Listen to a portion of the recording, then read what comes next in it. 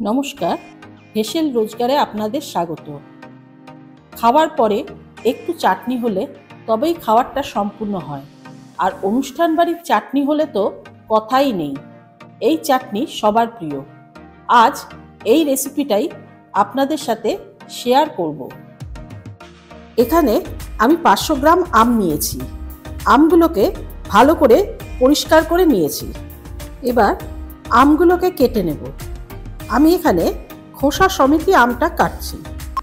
আপনারা খোসা ছাড়িয়ে নিতেও পারেন, কিন্তু এই চাটনি খোসা সমেতই বেশি ভালো লাগে। পুরো অনুষ্ঠান বাড়ির চাটনির মতন লাগে।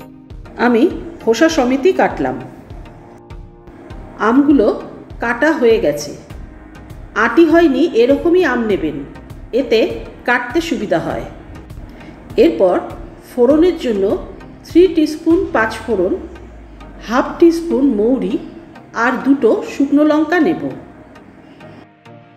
এবার এই মশলাগুলো শুকনো খোলায় ভেজে নিতে হবে। গ্যাসটা লো ফ্লেমে করে ভাজবেন, নাহলে পুড়ে ওঠে। শুকনো খোলায় যখন ভাজবেন তখন অনবরত নাড়বেন, এতে সুন্দরভাবে ভাজাটা হবে।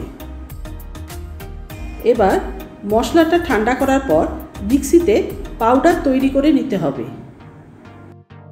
এবার ওই কড়াইতেই সামান্য জল দিয়ে তার মধ্যে সামান্য নুন দেব। জলটাকে গরম করতে হবে। জলটা যাতে তাড়াতাড়ি একটু গরম হয়ে যায় সেই জন্য একটু ঢাকা দিয়ে দিলাম। এবার জলটা গরম হয়ে গেছে। এর মধ্যে কেটে রাখা যে আমটা ছিল সেটা দিয়ে কিছুক্ষণ সেদ্ধ করে নেব। আমটা যাতে ভালোভাবে সিদ্ধ হয় সেই জন্য একটু ঢেকে দিলাম। মাঝে ঢাকনা খুলে আমগুলো একটু নাড়িয়ে দিতে হবে। আবার ঢাকনা দিয়ে দেব। আবার ঢাকনা খুলে দেখে নেব আমগুলো সেদ্ধ হয়ে গেছে কিনা। আমগুলো ভালোভাবেই সেদ্ধ হয়ে গেছে। এবার গ্যাস বন্ধ করে দেব। আমগুলো একটা ঝাঁঝরিতে ছেঁকে নিতে হবে, আর আম সেদ্ধ যে জলটা সেটা ফেলে দেব। এবার একটা কড়াইয়ে 1 টেবিল স্পুন সর্ষের তেল দেব। তেলটা গরম হলে এতে 2টো শুকনো লঙ্কা ফোড়ন আর সামান্য পাঁচফোড়ন সম্বার দেব।